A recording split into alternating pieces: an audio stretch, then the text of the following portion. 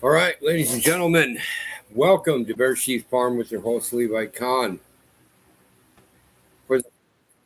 Hold on a second. For the third time today, or third time altogether, twice yesterday, I read Genesis chapters 11 through 15. First time the signal went out on me for a few seconds, and that was all it took to screw up. So, that being said, later, I went ahead and did it again. It was going well.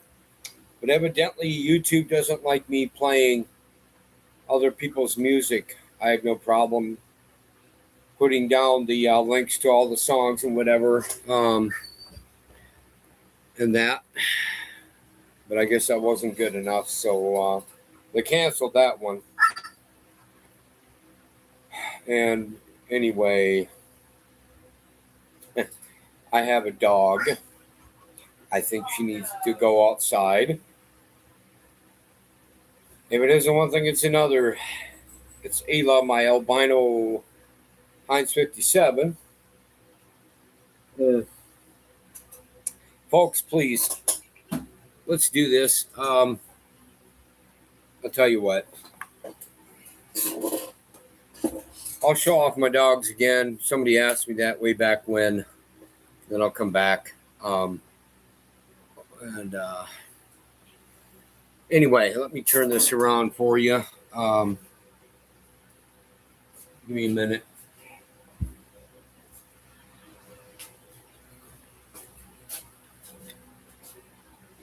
Or I'll at least turn it halfway. All right. Give me a minute here. Here comes Ayla. Come on, girlfriend.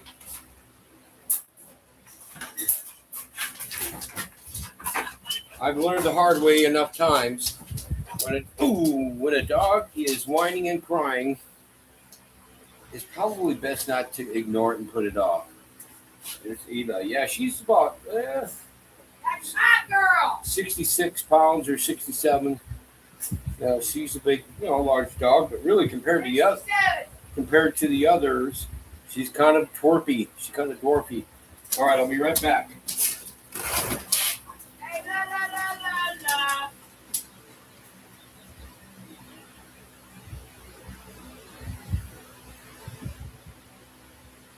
Hey, folks, that's my girl. And she's my singing dog.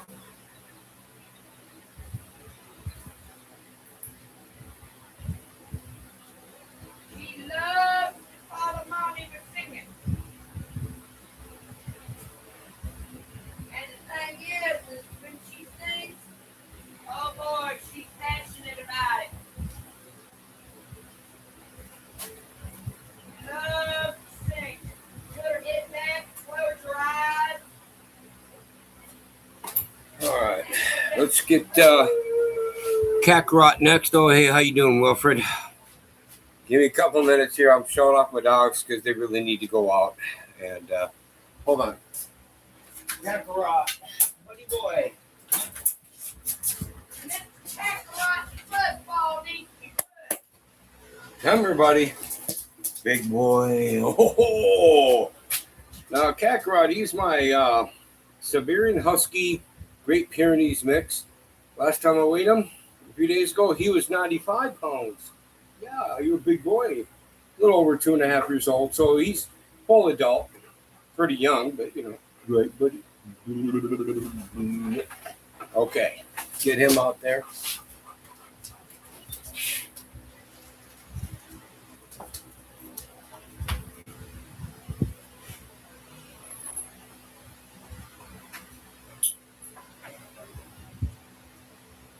Okay, now I'm going to get the biggest one. Now, just took out Kakarot. This is Goku. And he's about 9.5 months old. And he was 111.1 pounds or something when I weighed him the other day. Come on, buddy. Come on, buddy. Come here. Give him. Oh, come here. Oh, yeah. So he's not done growing, folks. He's probably giant breed, not large, but giant. And he's a German Shepherd Great Pyrenees mix. He's not even 10 months. So he's probably going to get easily over 150, maybe more, maybe 180. I don't know yet. He eats like a doggone horse, usually. I took him for a walk today. Yes, I did. Okay. Yeah, we gotta have to get him a horse then. Probably.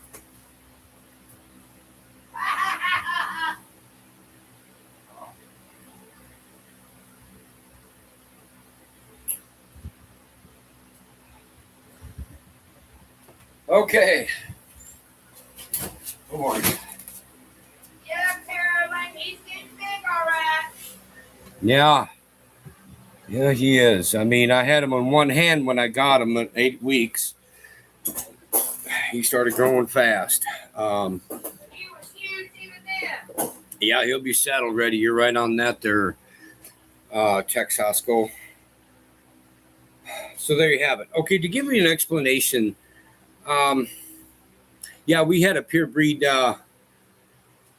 Pyrenean mountain dog, or the other name is Great Pyrenees. She was 90 some pounds. She passed on. I miss her. I really do. Her name was Ziba. But anyway, I was really close to her. I loved her. Now, that being said, folks, I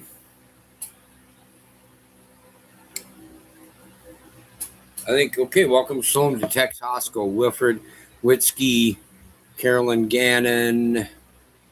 Okay, so we got people who typed in anyway.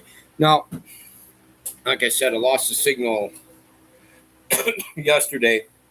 I did it again, and I was playing music like I've done before, and I was going to put in the links, of course, to all the songs, but evidently YouTube doesn't like that.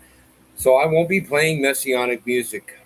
I know another guy, he does his Bible readings in the mornings. Oh, sure. 8-pound Maltese, huh? The small breed, huh? Cool. But he plays music before and after, but it's his own music. He's the singer. He's the guitarist. I think some of it comes from when he does it in this church, the church that he attends, but that's his stuff. I was always playing, the Jewish Messianic Alliance and all that, and Joshua, Aaron. But that being said, folks, so they stopped it basically, and so what I'll do is I'll read Genesis chapters 11 through 15. I won't play any music, and I'm thinking too, folks, look, I have a really difficult time being with it early in the mornings. I think it's just better if I do it in the afternoons, maybe, or late mornings to early afternoons. I've got a lot of stuff done by then on the homestead and that. Now, I still, like I said, maybe a couple times a week, whatever it is, I'll do late night live streams informing you people of what's going on around the world, primarily the United States, of course. I'll keep doing that as long as I'm allowed. I put it in God's hands, and as far as I'm concerned, look, if He wants you to do this, He'll figure out a way. And there are plenty of other people out there too who are bigger channels than mine, and they're giving you a lot of the same info and that. They don't. Of course, they have their own perspective, but that being said, okay,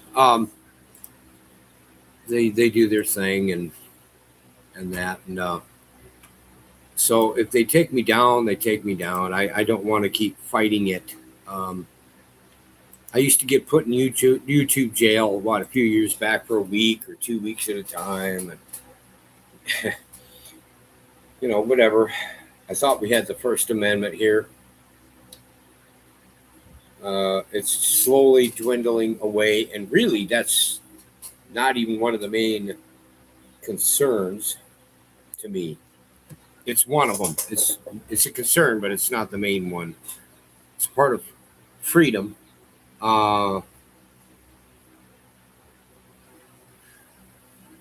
So that being said, there's so many other things going on that we're in a world of hurt as a nation. Okay, I understand the rest of the world's involved, that we're interconnected. I get it. It's just that, America supposedly was going to be put first, and we're not. A lot of other BS going on, and it's really irking me to no end. The guy is turning into a real politician. Let's be honest here, and I need to keep putting that stuff out. So anyway, but let me get some more tea.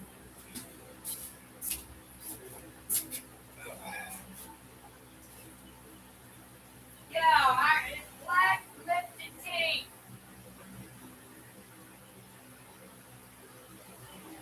The old-fashioned way of doing it. So that being said, folks, let's get on to the reading, because we do need to concentrate on God's word. We really do. Okay. So that is prayer and God. Prayer and God's word is the most important things to me as a believer, and it should be to everyone else who claims to be a believer. And I'm convinced that the main reason why we are in such big trouble is because of the church. Churches, say it however you will. We're going to be judged first. And the other sinners, the heathen, whatever they are, the unbelievers, they're doing what they're supposed to be doing. They don't claim to have this stuff in their life.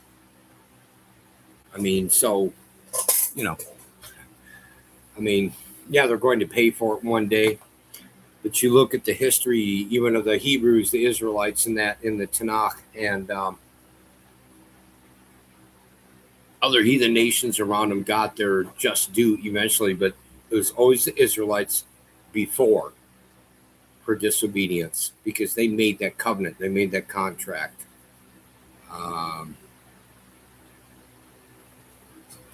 So, all right, enough talk of that, and chapter 11 of Genesis.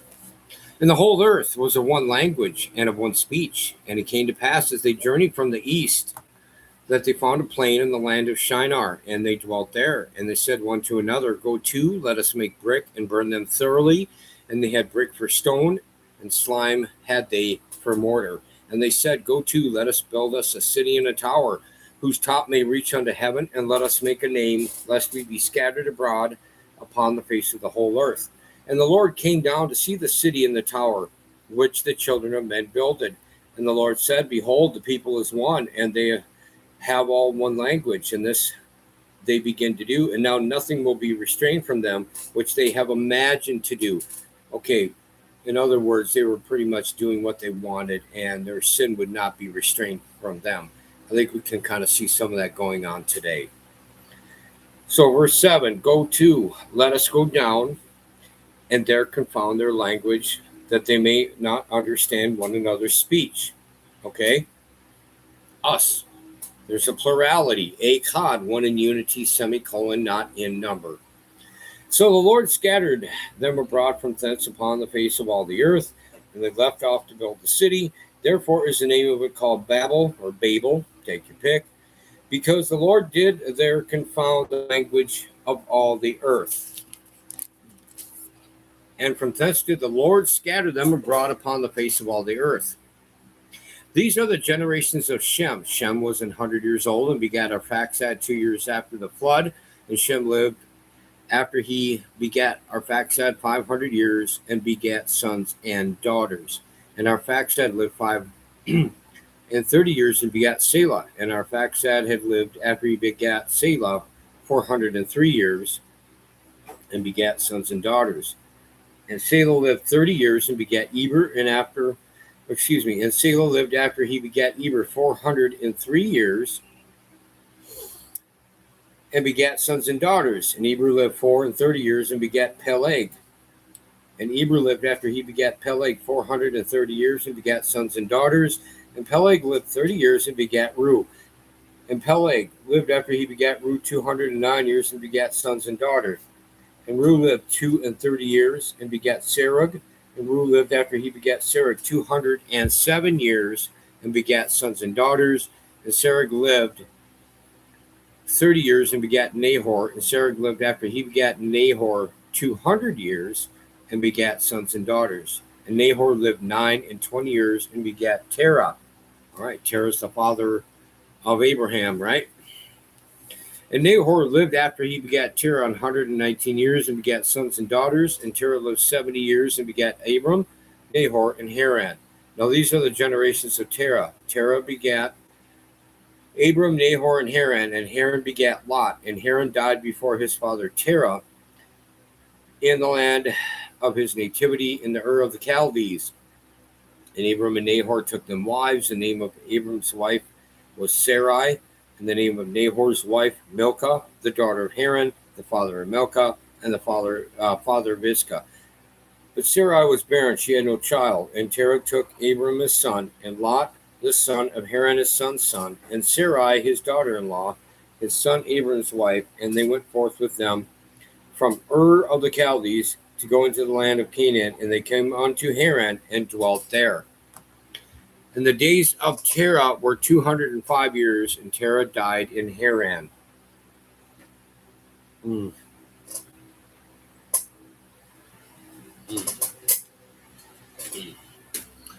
right, all 32 verses of chapter 11. So let's continue on and do this.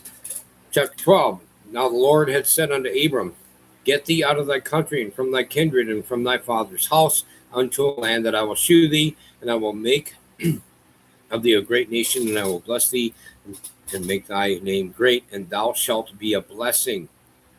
And I will bless them that bless thee, and curse him that curseth thee, and in thee shall all the families of the earth be blessed. In other words, verse 3 is, that's an indication right there, all of us who are in the family of God, under Yahshua, I might add, okay?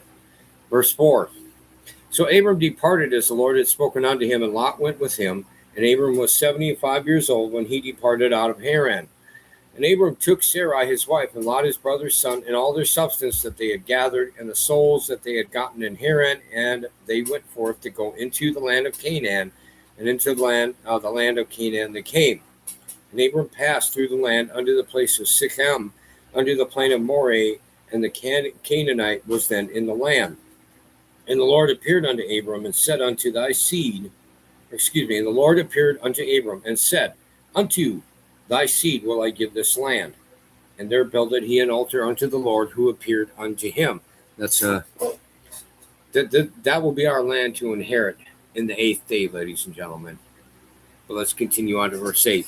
And he removed from thence unto a mountain on the east of Bethel, and pitched his tent, having Bethel on the west, and Hion on the east. And there he builded an altar unto the Lord, and called upon the name of the Lord. And Abram journeyed, going on still toward the south. And there was a famine in the land, and Abram went down into Egypt to sojourn there, for the famine was grievous in the land. And it came to pass, when he was come near to enter into Egypt, that he said unto Sarai his wife, Behold now, I know that thou art a fair woman to look upon. In other words, she was a hot babe. Therefore it shall come to pass, when the Egyptians shall see thee, that they shall say, This is his wife, and they will kill me, but they will save thee alive. Say, I pray thee, thou art my sister, that it may be well with me for thy sake, and my soul shall live because of thee. And it came to pass that when Abram was come into Egypt, the Egyptians beheld a woman, that she was very fair. Okay, before I continue on to verse 15, obviously Abram had some doubt. He was a little scared for his earthly life. So yes, he was a sinner. He was a doubter.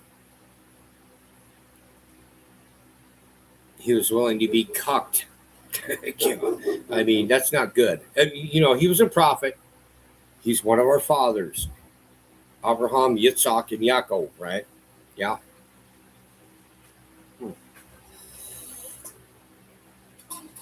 With that being said, he was still a father, and he's still, and he's the line. He's the main part of the line there, and he was obedient in the end. He repented and did what needed to be done. Verse 15, the princes also of Pharaoh saw her and commended her before Pharaoh, and the woman was taken into Pharaoh's house. And he entreated Abram well for her sake, and he had sheep and oxen, and he asses, and men servants and maidservants, and she asses and camels. And the Lord plagued Pharaoh and his house with great plagues because of Sarai, Abram's wife. And Pharaoh called Abram and said, what is this that thou hast done unto me? Why didst thou not tell me that she was thy wife? Why saidst thou, she is my sister? So I might have taken her to me to wife. Now therefore, behold thy wife, take her and go thy way. And Pharaoh commanded his men concerning him, and they sent him away and his wife and all that he had. All right, all 20 verses of chapter 12. They were in a hurry to get Abram and everything about him out of there. Okay, they saw very quickly what could happen. So, they rushed him out of there. How accurate that movie was, I don't know. That's hard to say. The one that I'm thinking of where he was behind the Egyptian guards and he was looking for his wife, and he moved forward and they put their swords or their sticks in front of him.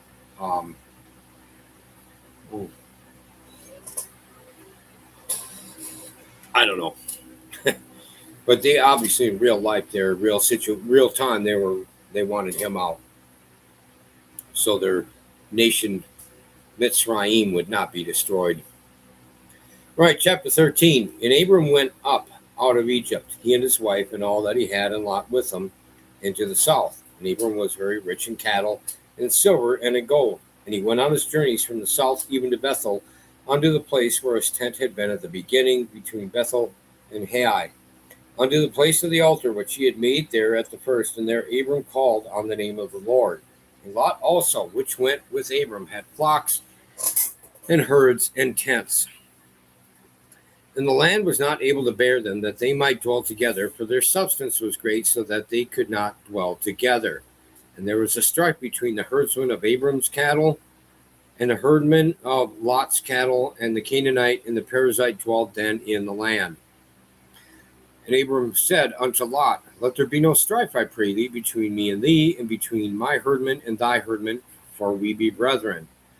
Is not the whole land before thee? Separate thyself, I pray thee, from me. If thou wilt take the left hand, then I will go to the right, or if thou depart to the right hand, then I will go to the left. In other words, Abram was a very good diplomat. He kept the peace as best he could.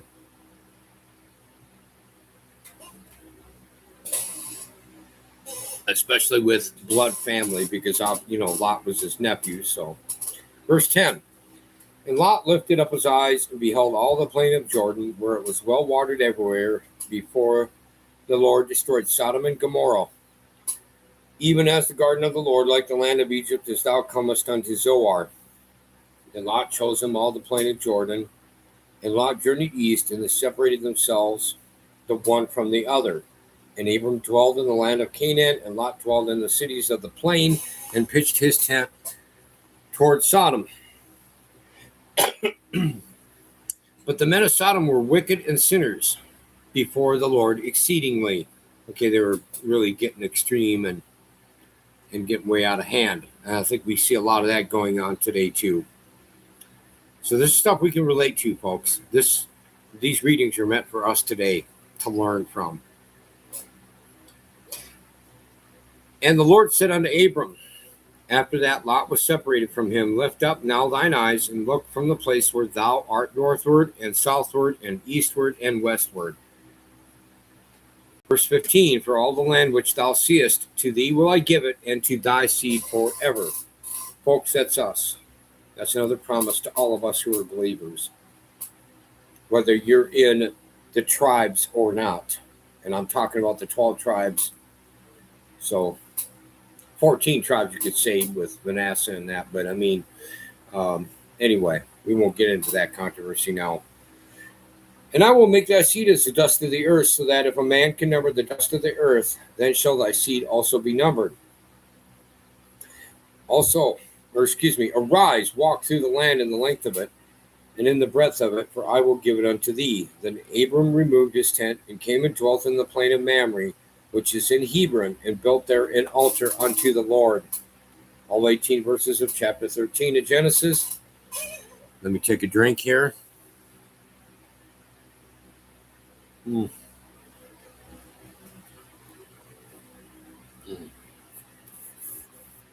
But anyway.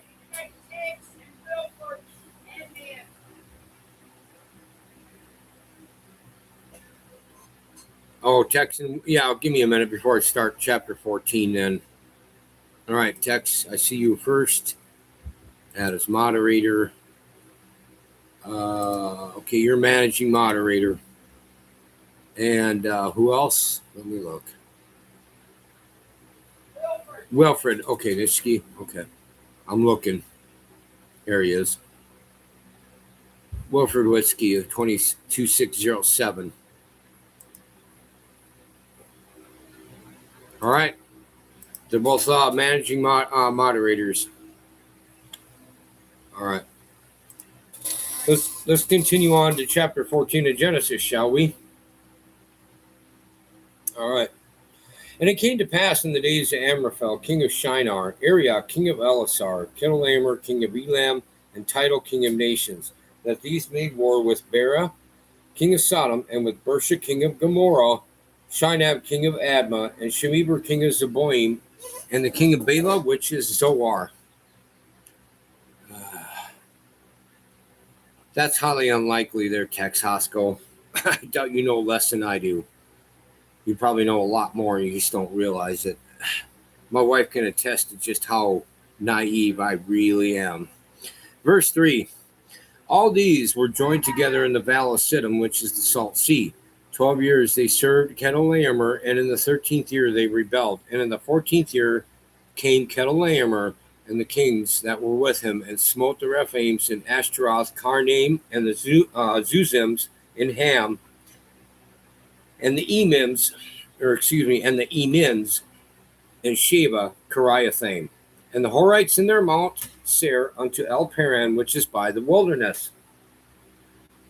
And they returned and came to Mishpat, which is Kadesh, and smote all the country of the Amalekites and also the Amorites that dwelt in Hazazon Tamar.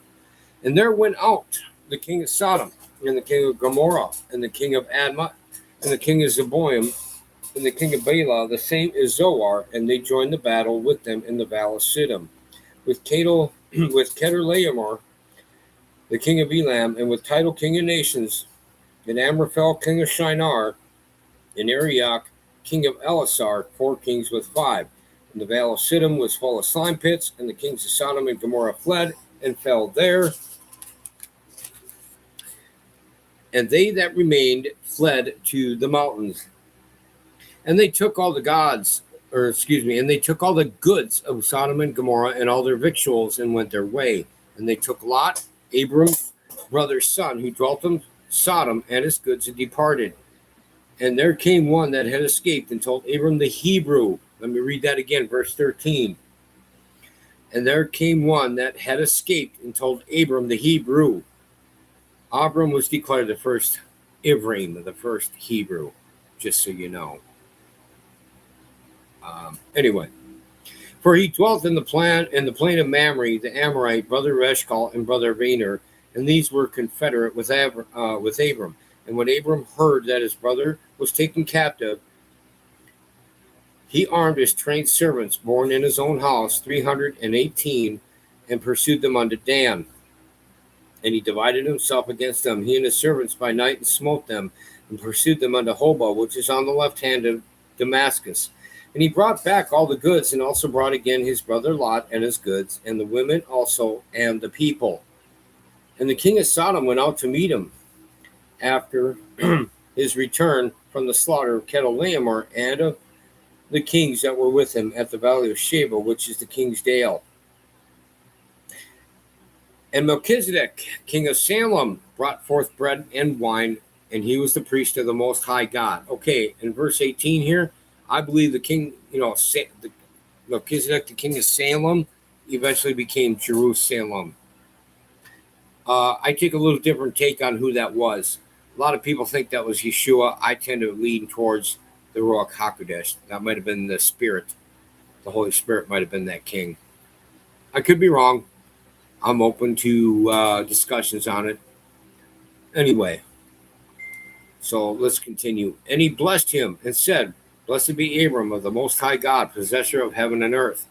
And blessed be the Most High God, which hath delivered thine enemies into thy hand. And he gave him tithes of all. And the king of Sodom said unto Abram, Give me the purses and take the goods to thyself. And Abram said to the king of Sodom, I have lifted up mine hand unto the Lord, the Most High God, the possessor of heaven and earth, that I will not take from a thread even to a shoe latchet, and that I will not take anything that is thine, lest thou shouldest say, I have made Abram rich, save only that which the young men have eaten, and the portion of the men which went with me, Inner, Eshcol, and Mamre, let them take their portion. All right. All 24 verses of Genesis chapter 14.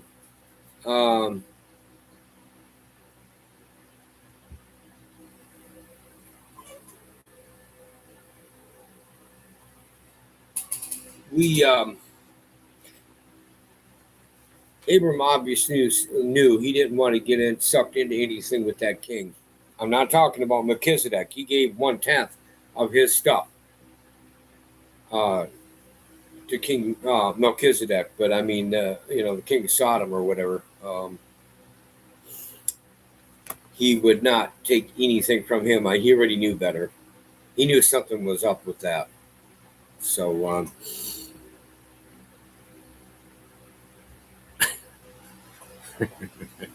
anyway, so he had good discernment there, I think.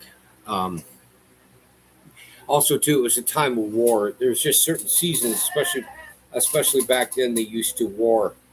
It was almost like clockwork, pretty much something that they did, okay, after so many years and whatever.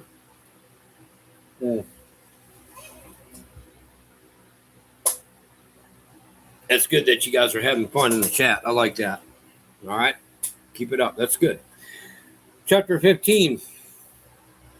After these things, the word of the Lord came unto Abram in a vision, saying, Fear not, Abram, I am thy shield and thy exceeding great reward.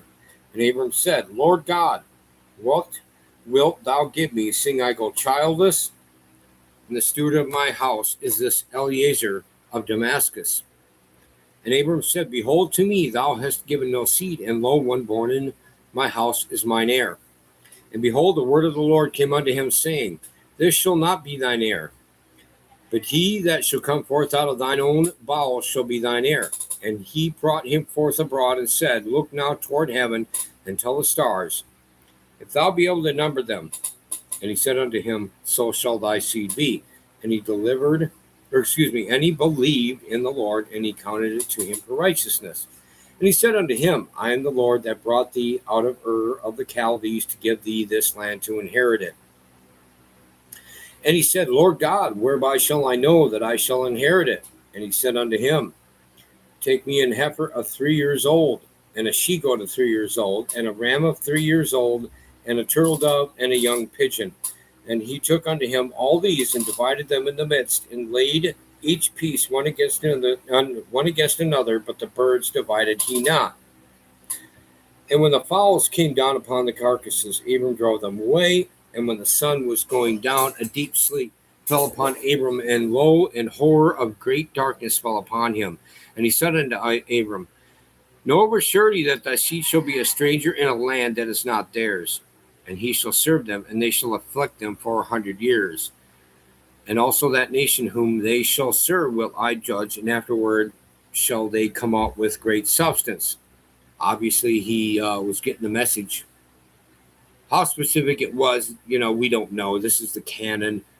There aren't journals to my knowledge of how much of the detailed dream, whether Abraham knew that it would be Moshe doing all, that they'd be under Mitzrayim, Egypt, and that Moshe would take out the Israelites at that time, lead them out, and that. So, but he obviously knew something was going to happen after his life on this earth. So this is Elohim giving his word here. Verse 15, and thou shalt go to thy fathers in peace. Thou shalt be buried in a good old age. But in the fourth generation they shall come hither again, for the iniquity of the Amorites is not yet full. And it came to pass that when the sun went down and it was dark, behold, a smoking furnace and a burning lamp that passed between those pieces.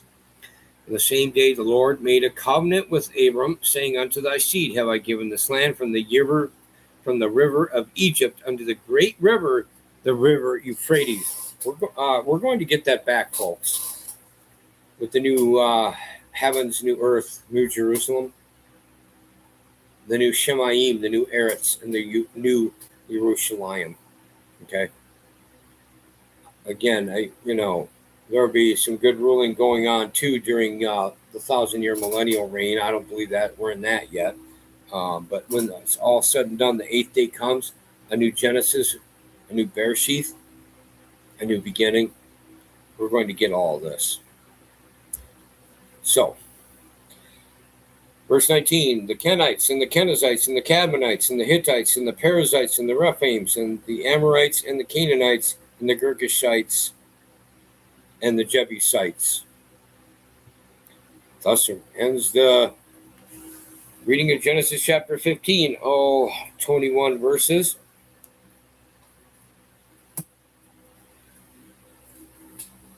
So, folks, I know things look grim. I get fatigue. I get worn down, folks, and it's been wearing on me lately. I think it's been wearing on Deb a lot, too. We have to continue to endure, okay? Now, I'm not saying violent things won't happen. I know they will. They have already, but I'm talking the tribulation, because we're not in that yet. Actually, I'll go ahead and get some of this here. I may as well talk a little bit. When you go to Hazon, and that's the Hebrew way of saying revelation.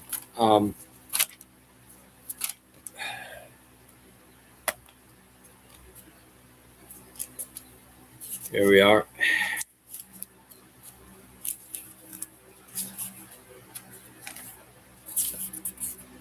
But wearing down the saints, you can just wear them down by constantly being on them. And let's be honest, the so-called saints, the churches, the circuses, really, if you get into the Koine Greek a little bit, I'm not overly up on my Koine Greek as nearly as much as I am on the Paleo Hebrew, but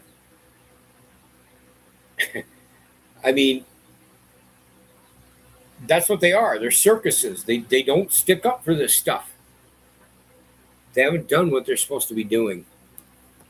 And slowly but surely, one day at a time, over the decades and a couple centuries, now we're in the 250th year of our nation here, and it's just really out of hand. And,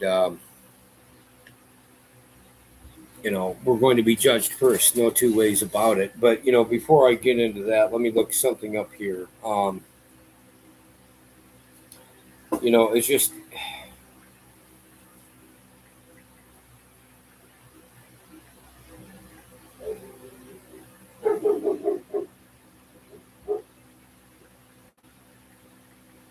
And these are controversial, believe it or not. That being said, okay. When I look at this, a lot of people have problems with Paul's writings, Peter's writings. Like, a lot of people think Paul's writings are phony baloney, and that Second Peter is fake, and in that I don't think they are. They're not as important to me overall as the Gospels, much less the Torah, but they are good writings. And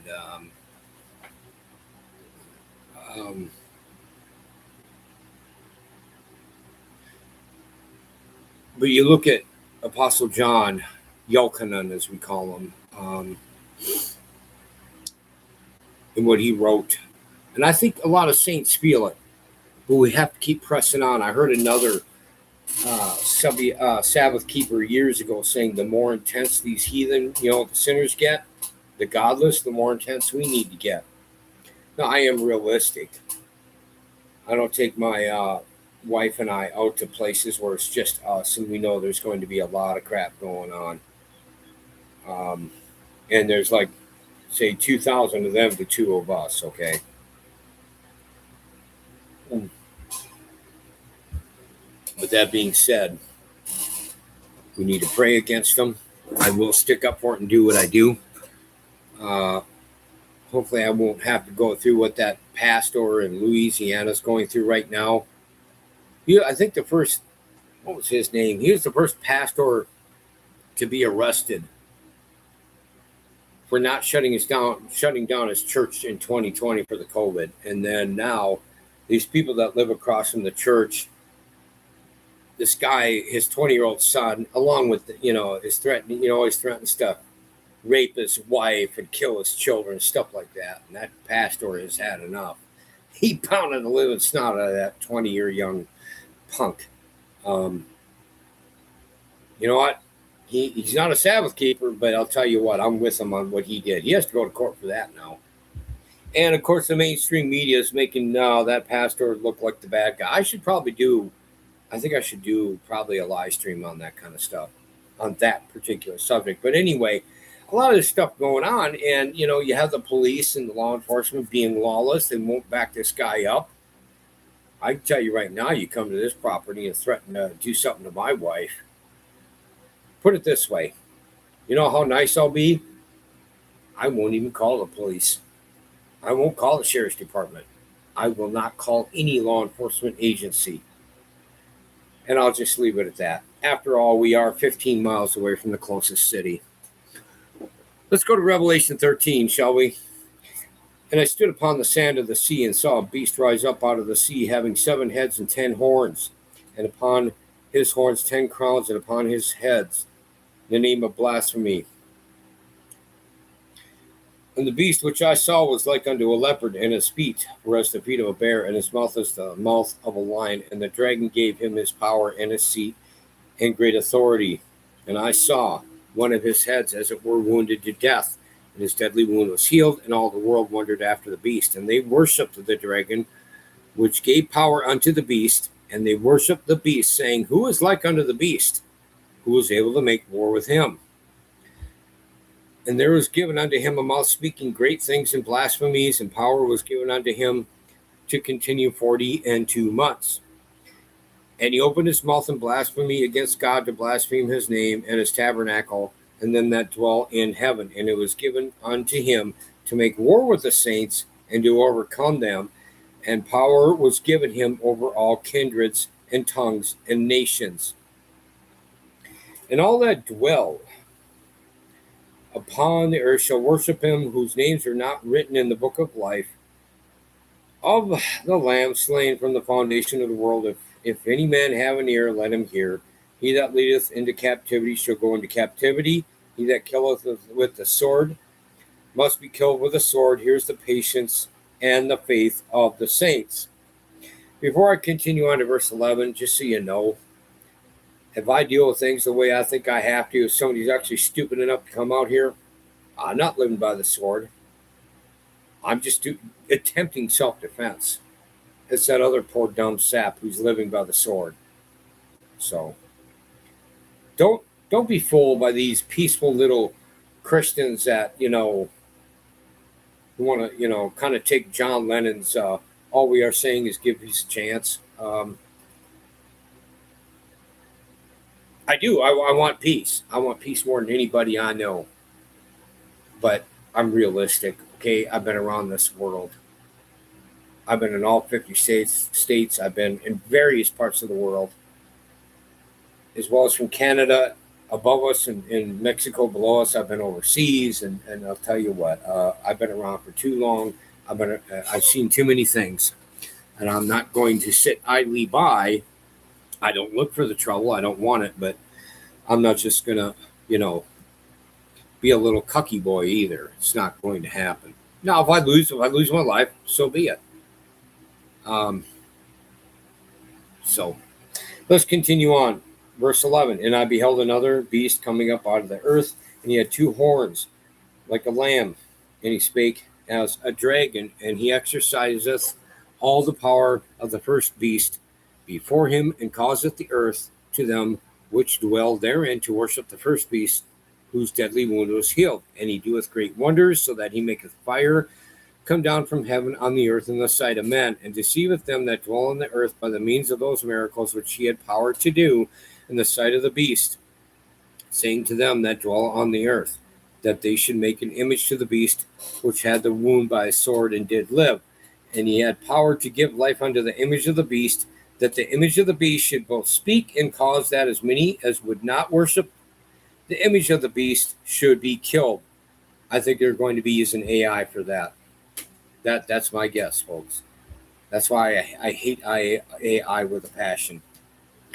And he causeth all, both small and great, rich and poor, free and bond, to receive a mark in their right hand or in their foreheads, and that no man might buy or sell, save he that had the mark, or the name of the beast, or the number of his name. Here is wisdom. Let him that hath understanding count the number of the beast, for it is the number of a man, and his number is 666. All right, that's all 18 verses.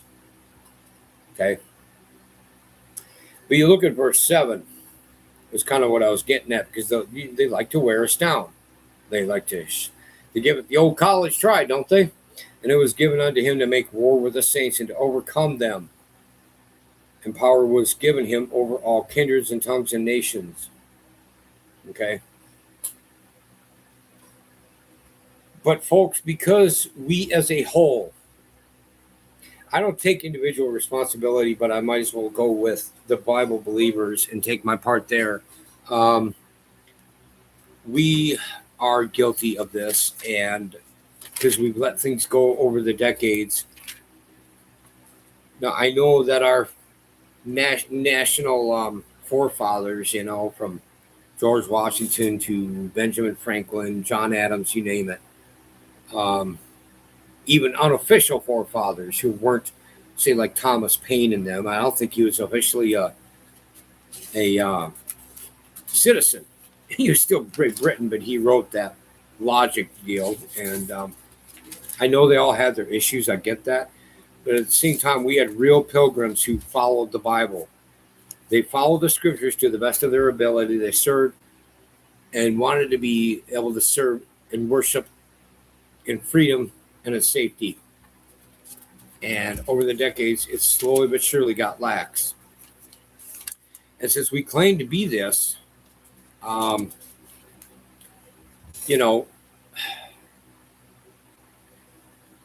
it's just, it's our faults. I even remember talking to one of my master instructors in a martial art gym I was at.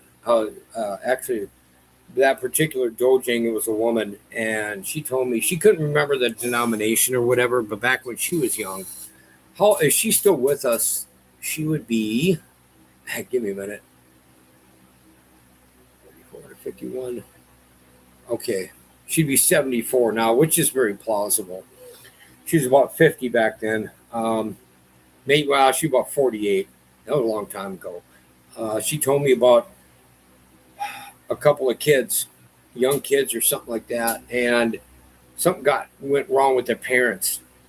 But a church took over that deal and did not let the system get involved. Back when when my master instructor, when she was a little girl. And that's the way it should be. Can you picture a congregation even attempting to do that now? And even if they did, they might get in legal trouble now. And I'm looking at this going into the first letter of Apostle Peter, chapter 4.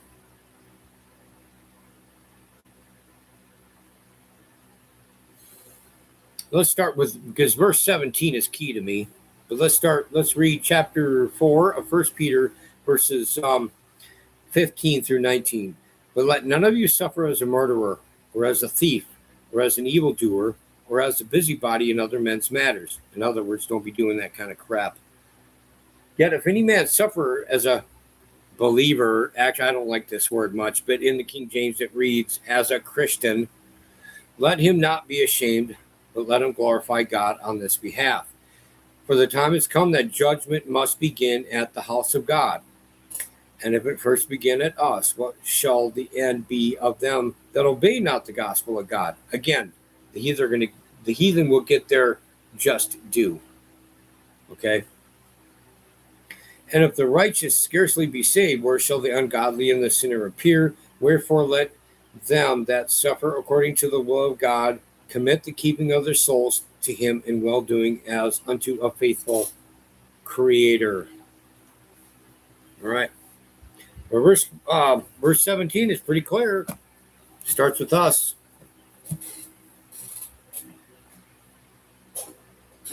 So you're responsible for your salvation. Okay, it's up to you to examine yourself and where you're at with Yah through his son Yeshua.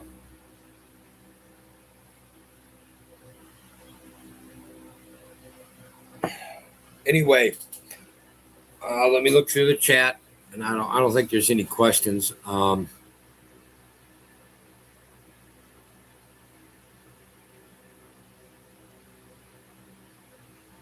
New Age Barbers, hey Hoss. Okay. You two know each other or something? You seem to be having a lot of good fun together, and that's cool. I'm good with that. I don't see any questions. Okay, I'm good with that. I don't. I'd love to play some music, but I don't dare. One of you mentioned something about music with, I know there's certain music you can put on.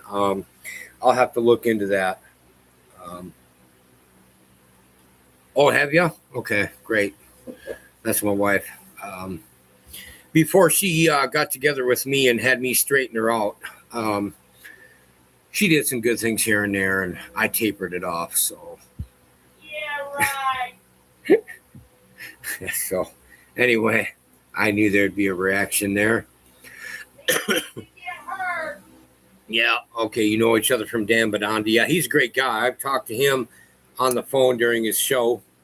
I've talked to him many times. Well, yeah, many times on the phone privately, and I want to talk to him about a specific subject privately. It's not something I really want to bring up in public yet, if ever. I need to give him a call again. Now it's not a good time, though. It's after midnight Eastern, and I think he's Eastern as well. Hopefully he's a little smarter than me and he's in bed. But that being said, I like Dan. I watch I watch most of his stuff, and I watch most of his stuff, and thumb it up, of course. And he's got his bigger channel that he finally got back a few months ago. Hold on a second. Let me look. I better refresh that part. Okay. Hold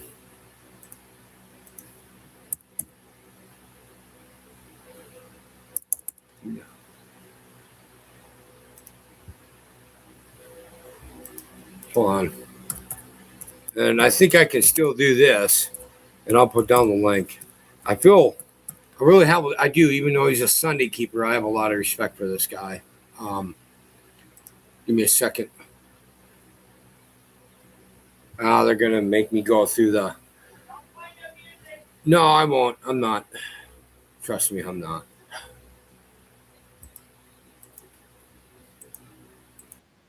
Is an update.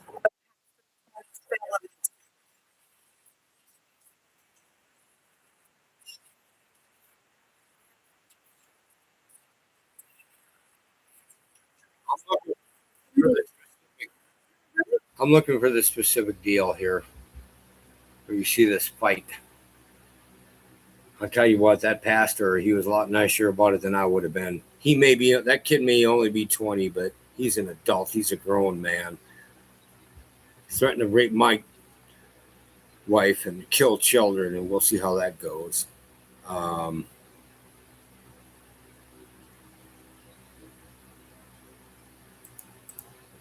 Okay.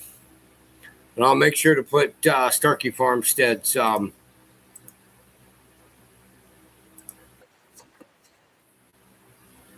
make sure to put the link up. You got to see this. This is really, mainstream media is really covering up a lot of things. So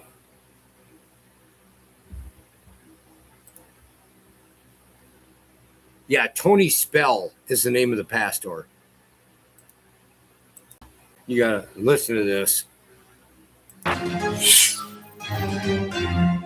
Good evening, Liz and Greg. Scott Sherwin says this feud goes back for years between his family and Pastor Tony Spell, but he never dreamed that he would come running at his son today, sending him to the hospital. This shocking fight doesn't have any audio because it was taken from a surveillance camera. It captures a brawl breaking out near the city of Central. Punches being thrown before both men fall to the ground. Investigators say one of the men throwing punches is well-known pastor Tony Spell of Life Tabernacle Church. Moments before those punches broke out, another video shows Spell charging at the man. The father of the alleged victim gave the WAFBI team this video with no sound. Spell was arrested shortly after the fight and charged with second-degree battery. Cameras were rolling as deputies took him into custody.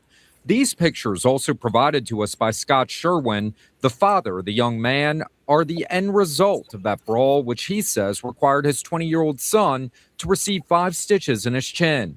Sherwin told the WAFBI team there's been a long-standing feud that's gone on between Spell and his family. I'm glad we listened to God and not the governor. Pastor Tony Spell made headlines and became nationally famous when he defied COVID restrictions during the height of the pandemic in 2020. Spell was charged with 6 misdemeanors before the Louisiana Supreme Court ruled in his favor. Spell's popularity came with defiance, as some Americans believed there was an overreach of government restrictions during the pandemic. We've been mocked, we've been ridiculed, we've been slandered, defamed, but now we're thankful that we have finally been vindicated by the highest court in the state of Louisiana. Arrest documents obtained by the I-Team on Tuesday show the alleged victim admitted to shouting a profanity at Spell, who then ran across the street and a fight ensued. The arrest report notes that Spell and his attorney declined to comment and told deputies to go ahead with the booking process, which led to this mugshot and a felony charge for Pastor Tony Spell. You know, I keep trying to explain to people. Okay. I'll make sure to put the link. That poor dummy. I'm talking about that 20-year-old punk. Oh, man, I would have choked him right out. Mata Leon, a rear naked choke in English. And I really would have spanked him. Oh. But, folks, that's what it comes. I mean, let the Spirit guide you. Okay, I just couldn't help myself. I had to play something here. I need to do a whole thing on it and get my notes, get it real organized and do a methodical live stream for you soon on stuff. And Tony Spell is not the only pastor. There's that Canadian pastor who kept getting arrested, but he kept opening up his church during COVID. There was a pastor in Florida that happened to as well. So Spell isn't alone in that. That being said, either we take the reins and we really take this to Elohim in prayer and we commit the verb action, folks, or not, I know scriptures is getting, I know according to prophecy, it's going to get worse. This is meant to happen. I'm not attempting to negate that. You are correct on that, Wilfred. But that being said, I believe we can do a repent thing overall and really take the reins with Elohim and be in his will. I believe we can do a King Josiah and postpone it off. Will we do it? Dubious. But can we? Yes, I believe we can. Okay, folks, look, I've been on this long enough. I've taken up your time. It's after midnight Eastern. It's 7 minutes after midnight.